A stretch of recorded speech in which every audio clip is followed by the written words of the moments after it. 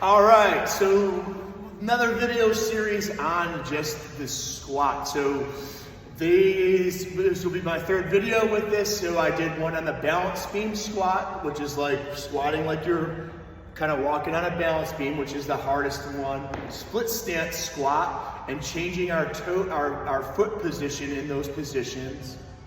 And today what I'm going to focus on, which some of my clients do have trouble with, is the narrow squat. So wide squat is here, right? Narrow would be here.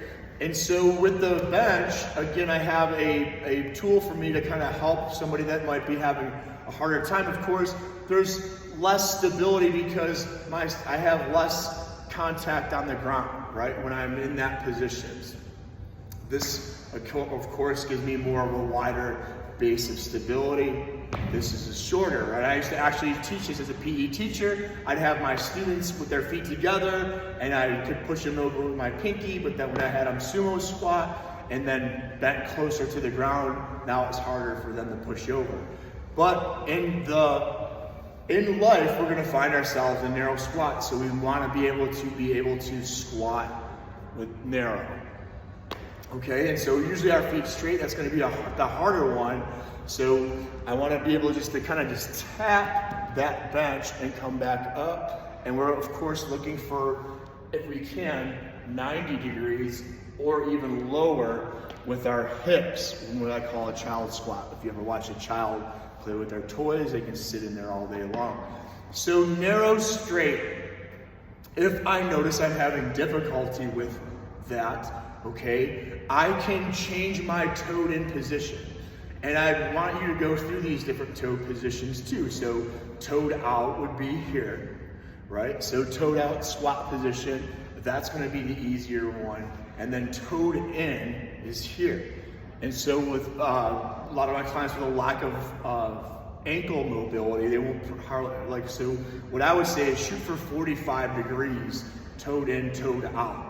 And that should be, and if I don't see 45 degrees, I know that they're probably lacking ankle mobility to get in that position and out of it. So if I have somebody that's struggling with the narrow one, I can change their feet to toed in or toed out and find which one they're successful with. Because you never know with your client. I don't want to just assume something. I want to check it out the actual movement and see if they're successful or unsuccessful. So if I know if they're toed in successful, then I can use this successful movement to then strengthen them to get to narrow. So eventually I want to get them to where their feet are straight. So when they're same thing, when they're toed out, where I can, all right, now they're doing squats like that. Now they're doing them like that. Now they're finally with their feet together. So narrow squats, include them in your workout.